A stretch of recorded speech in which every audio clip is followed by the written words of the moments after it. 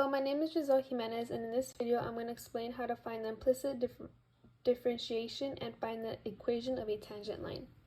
So first we're given this equation. We know that this is implicit differentiation because we have an x and y value. So when given this means that we're going to have an extra factor of dy dx. Okay.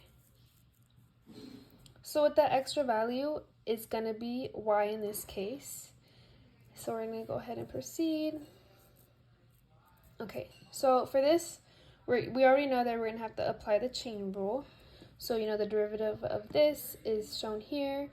And then the derivative of y is going to be dy over dx. Or you can also have it, this also represents y prime. Then, we do the plus y from here. And then we got this number from the chain rule doing 6 times 32 and then 32 minus 1, and we got 31. And then the same thing applies here for the y over 10. Since it's a y value, not an x, the differentiation is going to be dy over dx. And then we brought down the exponent, of course, and we subtracted it by 1. And that's how we got that part. So the next step is that we're going to want to isolate the dy and dx's, and we're going to put it to the other side of the equation. So when putting it to the other side of the equation, you can see that I highlighted it, and then I put them here on this side. This is going to help us evaluate what dy and dx is. So now that we have this, our next step is going to be getting rid of this common factor.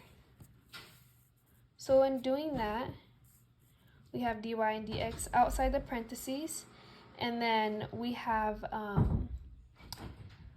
we are going to now want to divide, our equation by this to find the value of this. So when we divide it, I went ahead and divided it already. We're going to have to cancel that out because when you divide it, And then now we're left with this side. So what we can do is get out a common factor. So what we know is, 2 can go into 6, 2 can go into 10, 2 can go into 288, and 2 can go into 192. So in the next step, you can see that I took out the common factor of 2, and since 2 and 2 apply to the top and bottom, we can go ahead and cancel that out. So this is going to be our simplified form. And yes, you can simplify this even further, but in this equation, it's okay if you leave it like that. Okay, and now we're going to go ahead and find the equation of tangent line to the curve 1, 1. So they want the answer to be in mx plus b format. So in order to get this format, we need to use the given from here. And technically, if we were to plug in the given points, 1 and 1, into this equation, it would be considered 144 minus 96 and 3 plus 5. Because, if you do 1, and then the exponent is 8, it's still going to be 1. And then 1 times 144 would still be 144. And the same thing applies to the rest of the numbers. So now that we have that, we're going to go ahead and subtract them, and in order to find the m value of this equation. And then m represents slope.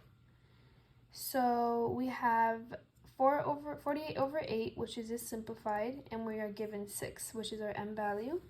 So now we need to find what b is.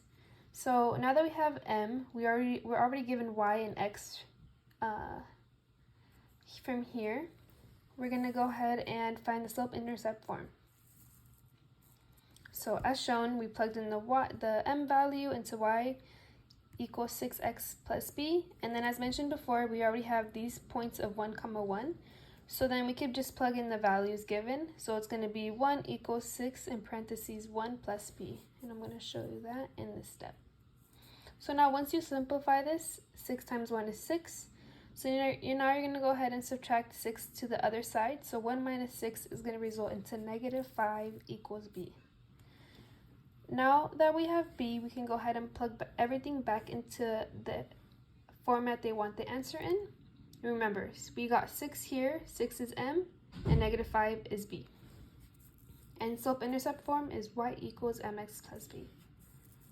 So we just went ahead and plugged everything in, and that is our final solution. I hope you found this helpful, and I hope this was a nice refresher. Thank you.